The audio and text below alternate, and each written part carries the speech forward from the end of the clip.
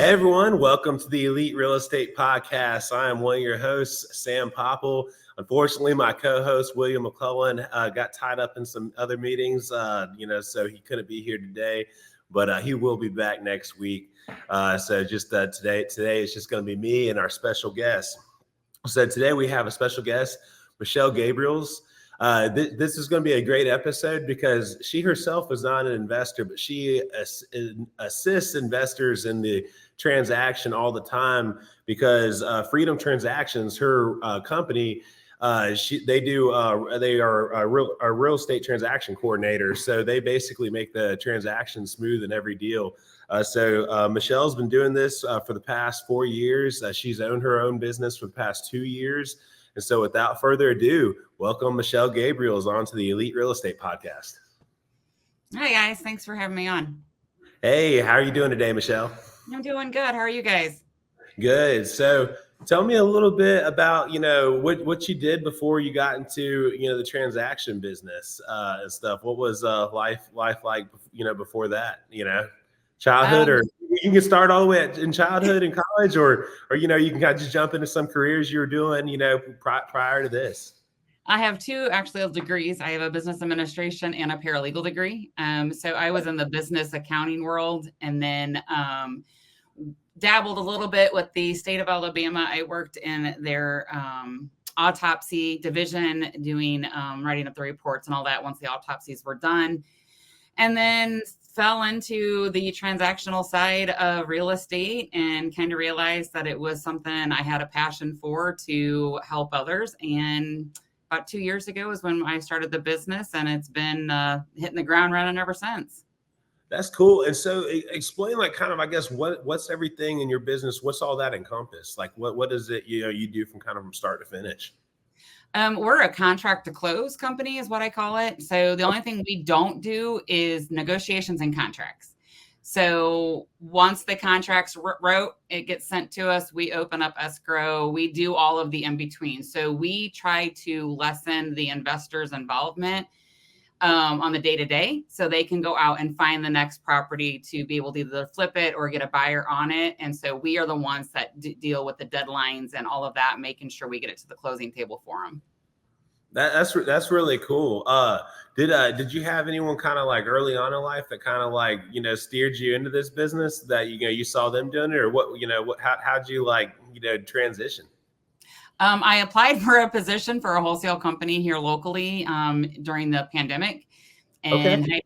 I had never been part of real estate before. I bought and sold my own homes, but to be actually a part of it, I'd never done it before. So when I got hired on, I learned the business, I guess, as you go, and just realized that what I was doing, I didn't want to just do for one client anymore. I wanted to be able to expand my knowledge and my abilities to help to others. And in April of 2022 is when I decided to start the Freedom Transactions. Okay, wow, that's really cool. And so you provide, because I know I've worked with realtors in the past when I've been buying houses, that she's like, oh, let me get that over to my transaction coordinator, and that was like someone who worked like with them in their office, almost kind of like they were like a two-part team. But your business, you provide this service to any and all realtors, right? Correct. We are nationwide. We actually have 10 states that we have clients in, and we've closed in 23 states. We've closed a transaction in since starting in April of 22. We are all virtual. So it's no issue if they're not local or not. We've got the platform set up within our company to be able to assist every client regardless of where they're at. Oh, wow. That's really cool. So a lot of because the business is headquartered in the Pensacola area, right? Correct. Like the business, yes, is in Florida. I actually am located in Mobile, Alabama. So, so I'm the only one. All of my girls, I say girls because that's all I've got right now, but all of my girls are in Florida. So I am the only one in Alabama, but we are licensed and, the LLC and all that within Florida. Yes.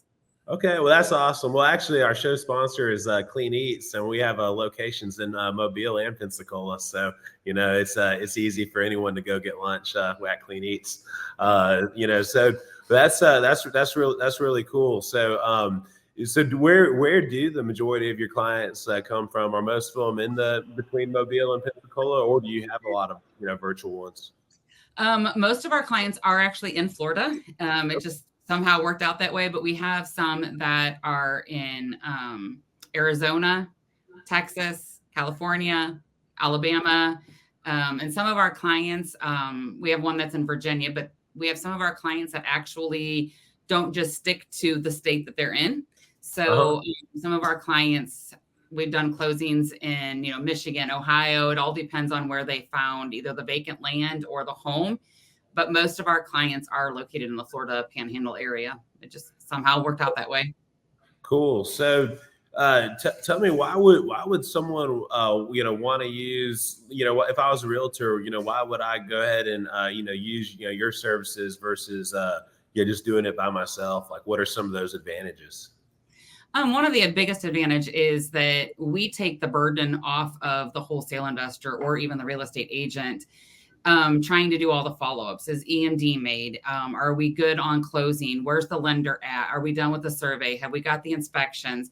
All of that is stuff that we can help the investor set up or make sure it's getting done. So then they can go focus on what they do best. They didn't get into the business to do all the paperwork and everything in between. They got Right. into the business to acquire and to get rid of, for lack of better words. So using our services give them the ability to go acquire more properties, to sell more properties, to help strengthen what they want to do.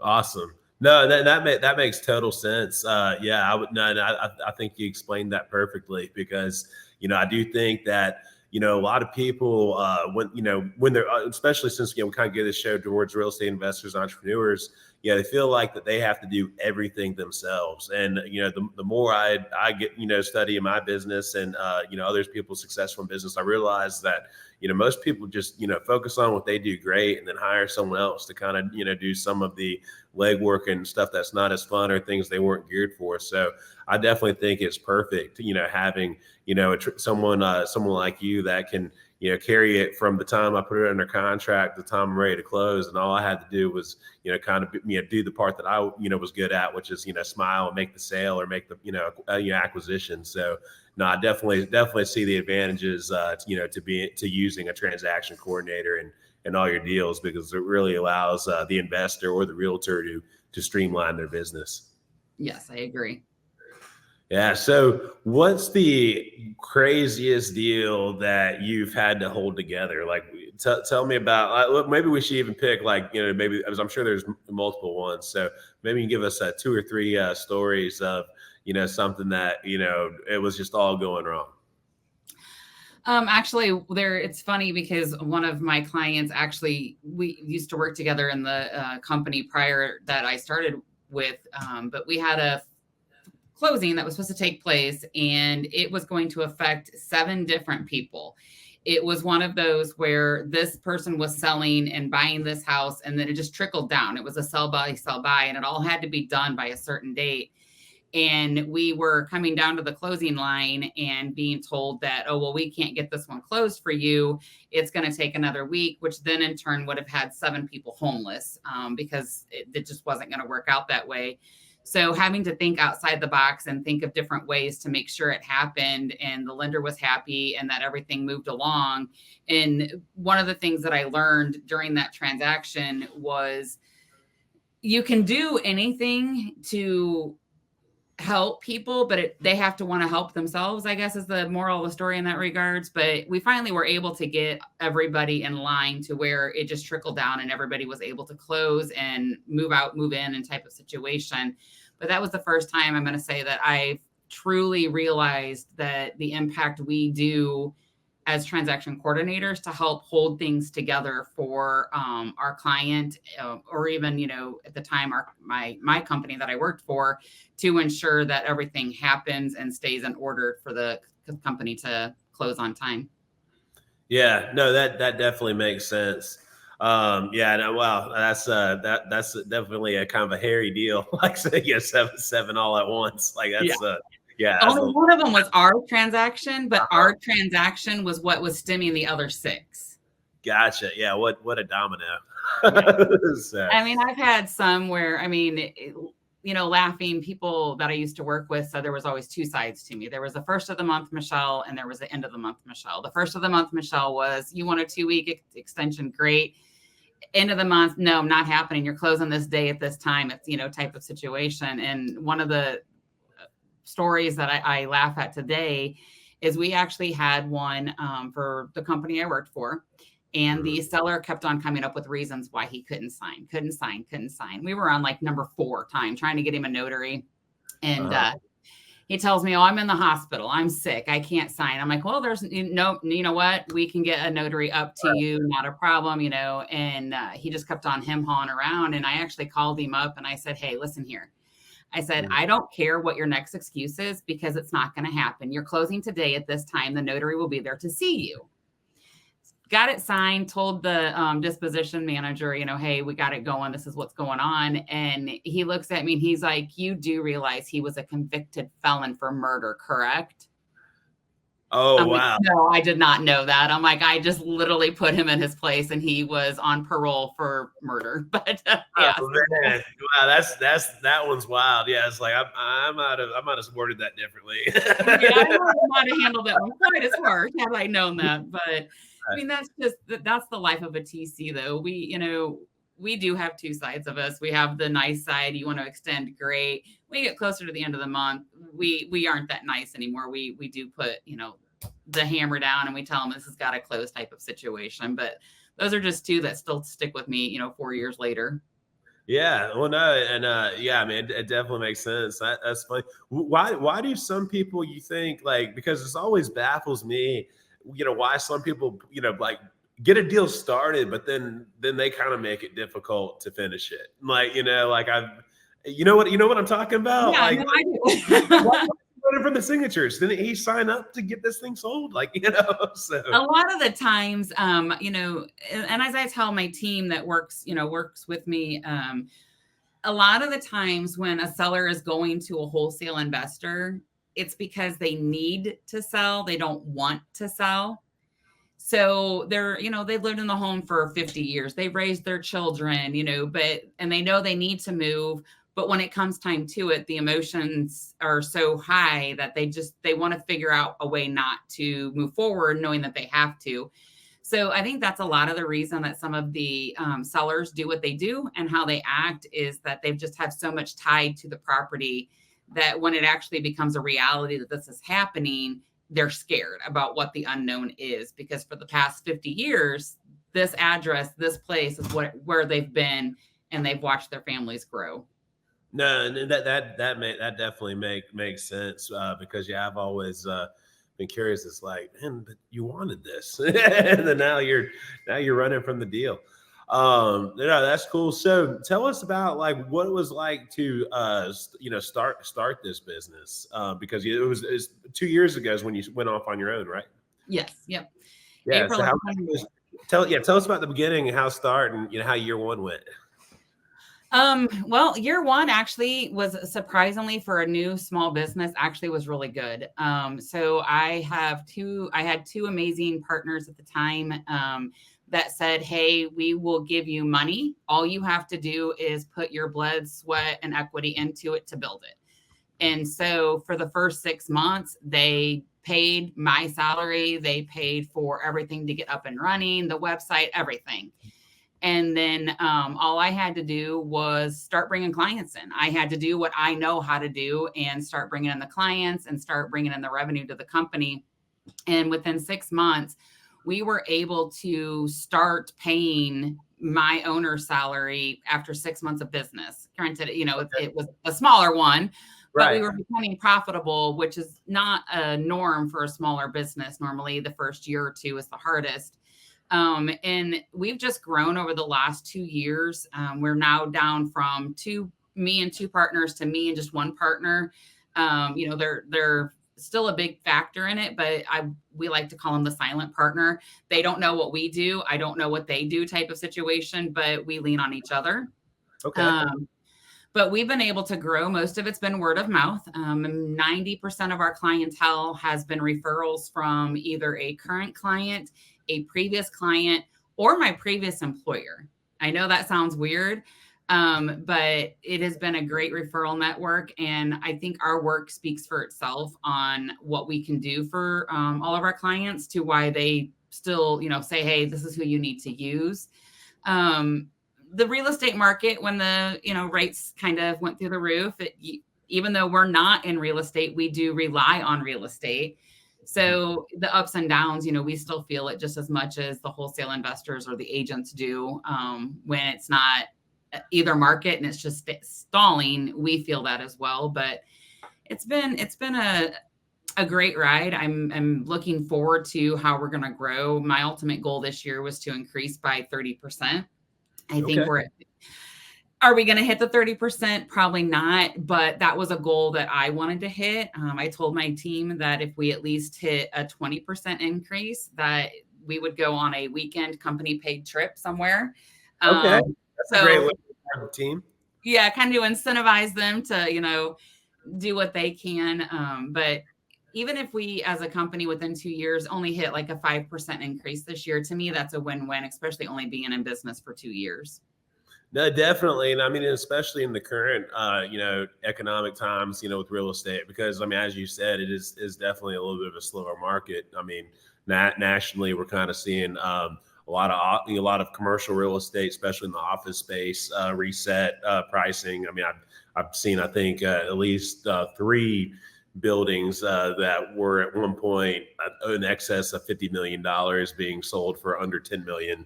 This year. So it's a complete reset of a lot of the commercial markets. So I definitely, if you're growing, if you rely on the real estate sector and you're growing in these times, you're doing fantastic, because this is the hardest time to grow.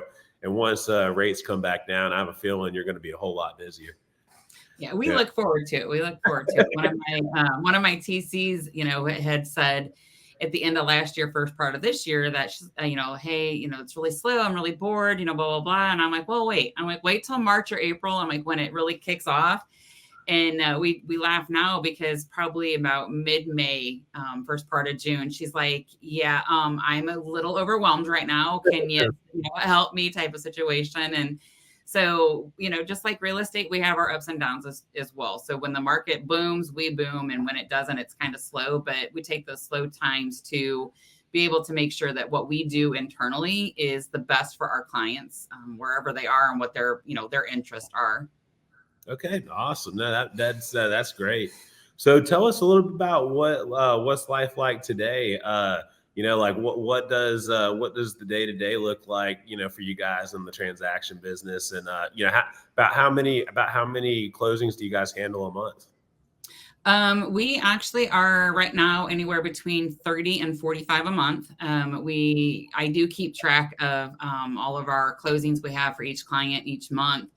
And when we were at the height of the market before the interest rates went up, we were at probably between 50 and 70.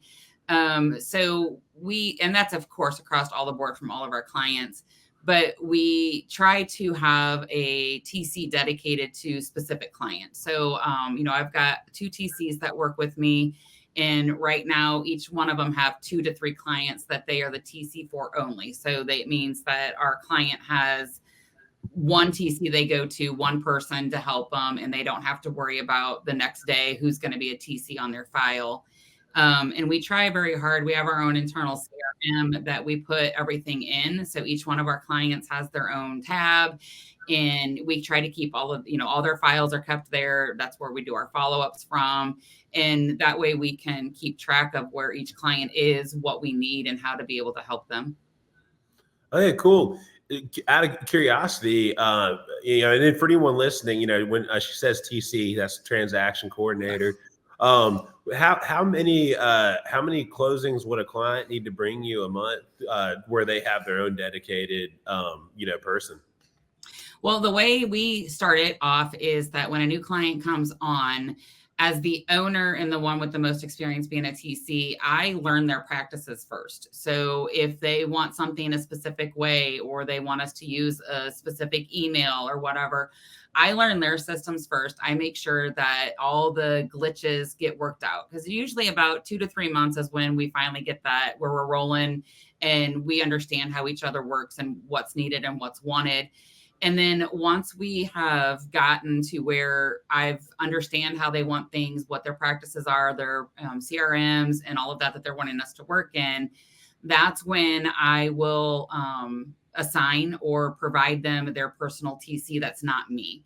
I just want to make sure that we understand and are doing the best that we can. And I prefer to learn the system so that way I also, as an owner, can be hands-on. But usually it's about the 3 to 4 month mark after they've come on, that usually I start looking to see, okay, which TC has the capacity, which TC do I feel is going to be the best fit for this client. Just because my transaction coordinator may have the capability, their personality and my client's personality may not mesh. So it may not be a great idea to go ahead and give it to that one. And so I may have to stay on for a little bit longer until I can figure out the dynamics on who's going to work best with each other. Man, I think that's just such great customer care, because I mean, you're definitely like as someone, who has multiple businesses and has had a rep and been handed off to another rep and kind of tossed around sometimes, it feels good. Like what you're telling me, it feels good to know that, the owner is taking interest in me personally learning my business. So even if the, person that is my TC for a little while doesn't stay with the company, and like 2 years later moves on, you were still familiar with, my business and transactions to be able to, find me the next person to kind of step in. So no, I think that's a really great way to, do business and, to get to know, your clients' needs and to match everyone up, with the right synergy and, workload. What do the next 12 months look like for you guys? What's the next 12 months goal? I know you said the goal was to get to 30% growth this year. What would you say that by end of 2025? And by the end of 2025, I would like to actually have at least 4 to 5 more clients come on in different states that we haven't hit. My ultimate goal is to have a client and or a closing in every 50 state. I know that sounds probably, out of range somehow, but each one of our clients is individual. Some focus on their state that they're in particularly. Some actually do the virtual, so they're in every different state. But my ultimate goal is by the end of 2025, I want to have at least 25 to 30 clients under our company. And so that way we are, able to extend and we can grow with our clients. We can grow within the industry because each state is different. Some states are attorney states, some states are title states. So, being able to learn what each state's like and not like, that's also something that I look forward to when we grow the business. Well, you actually just brought up something that I'm not familiar with, attorney state versus title state. Can you break that down for me? So like your New York, your Maryland, North Carolina, South Carolina, those states, they require that an attorney do the closing. So the attorney, it's a real estate attorney in essence. And that's what they focus on. So they do the exact same thing a title company does. So, they've got their underwriters that they get the commitments from and, they review, clear title, do all the documents, but everything has to be prepared and closed off with an attorney. So like with Florida, it's a title company state. So an attorney doesn't have to be part of the company. They have attorneys that prepare documents that have to be written for legal resources that way, but they don't have to have an attorney on staff. Where an attorney state, they have to be an attorney and they have to have a real estate, practice to be able to do the closing. I can't go to, a title company and ask them to do it if they don't have an attorney on board. No, okay, that makes sense. So I'm assuming Florida is obviously a title state, and so is I think Alabama then, because I've done some deals in both of those ones. So so yeah, well, that makes sense. Yeah, I wasn't aware of that, but that's why I like to bring experts on the show because I get to learn stuff that I wasn't familiar with, and when it comes to doing real estate, beyond Alabama and Florida, I definitely still have a lot to learn. So you kind of touched on a little bit that a lifetime goal is to get someone from every state to do a transaction with. But beyond that, how many clients is the goal where you kind of like, okay, I think we're good, so what's that number look like? I would say that number would probably look like in between 30 to 35. Right now we have, looking at my board right now, I think we have about 18 clients, and Okay. there is two transaction coordinators and myself.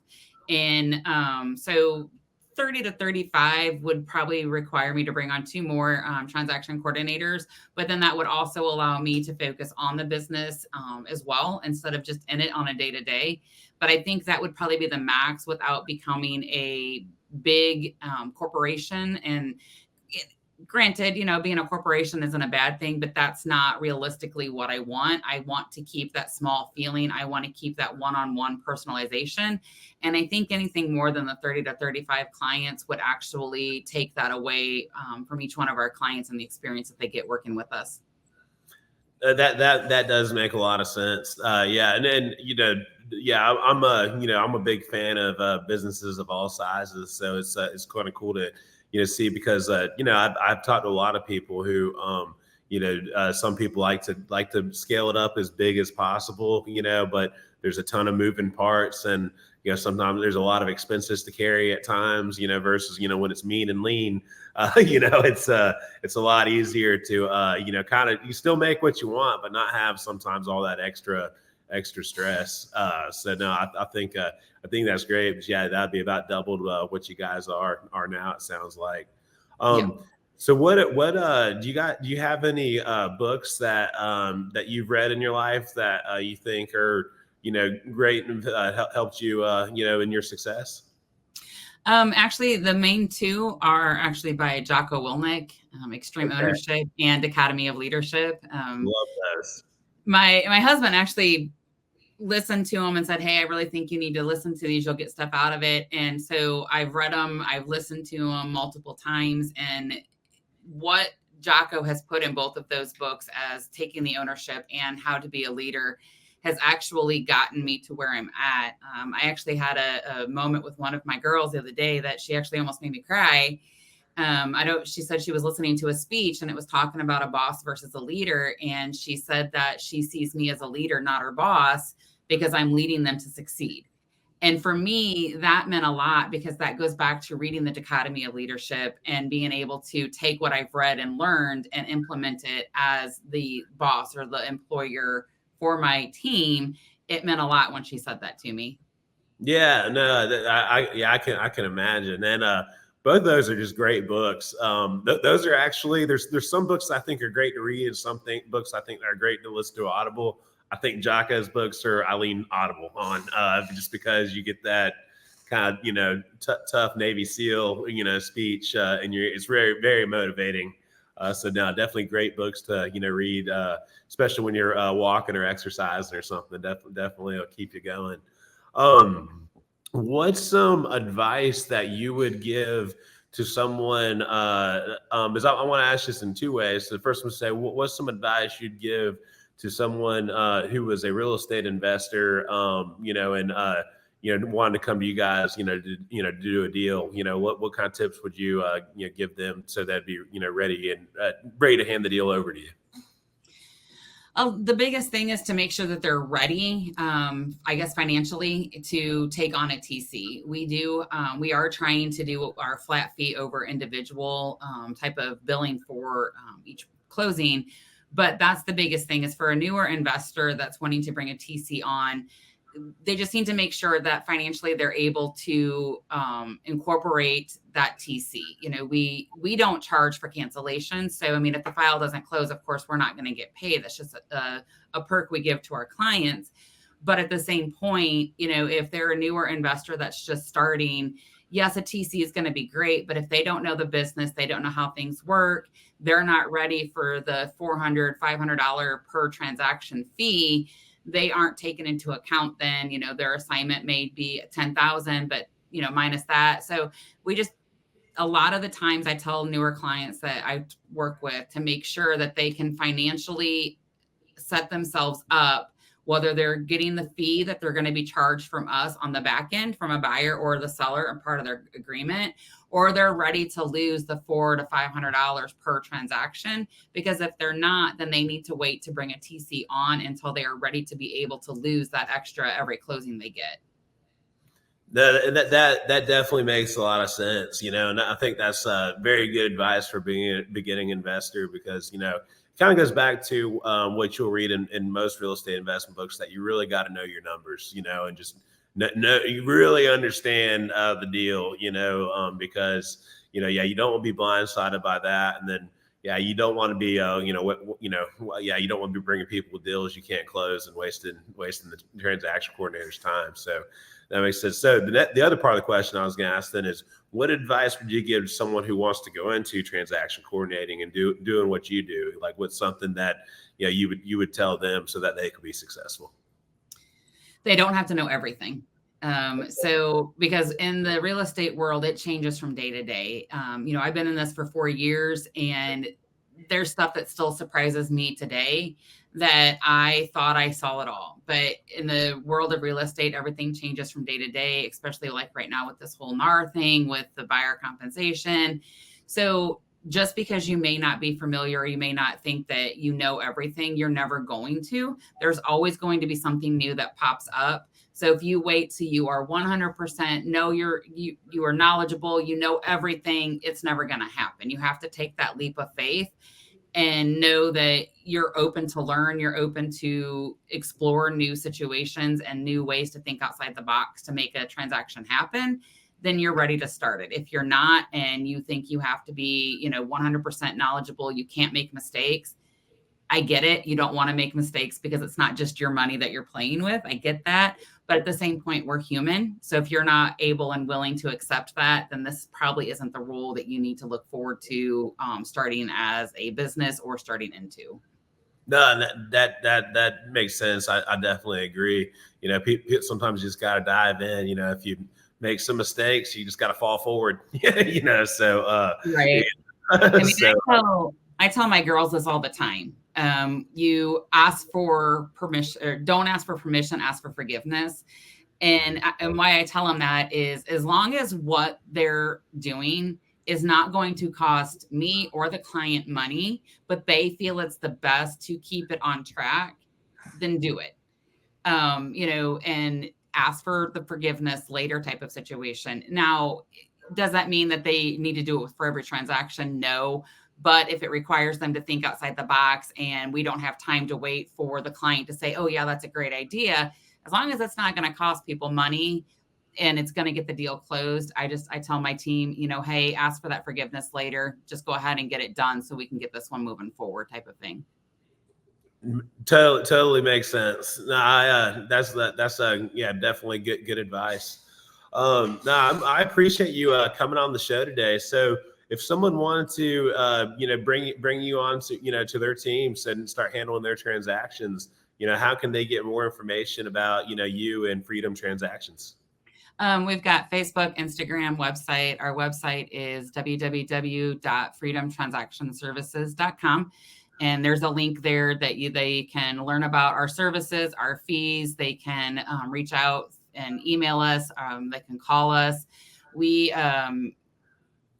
most of the time, the clients email, but we do have a lot of people that go through Facebook. But there's multiple means of social media out there that they can find us on. Okay, awesome. So you heard it, you can go to the website and fill out the form, and definitely inquire, because I definitely think that Freedom Transactions can make your real estate life a lot easier, helping you get that deal all the way to the finish line without you having to check all the boxes to make sure everybody's doing what they're supposed to do. So that's what they do, and they'll make your life a whole lot easier. So definitely give them check them out. Michelle, I appreciate you coming on the show. If anyone wants to find me or get some more information, feel free to go to the eliterealestatepodcast.com or check out my personal Instagram at Sam_Florida Man. We always love looking at deals, and we're always looking to partner with people on deals. So, whether you have some money you're looking to invest in the deal, or you have a deal you're looking for some money to be that we can invest in it, definitely bring them to us. That way we can do some deals with Michelle and have her get them all the way closed for us. So again, Michelle, thank you for coming on the show, and we can't wait to talk to you again. And thank you guys all for listening, and we can't wait to bring our next episode of the Elite Real Estate Podcast. So can't wait to see you guys again. Thanks, Sam. I appreciate it. Thanks. Yeah.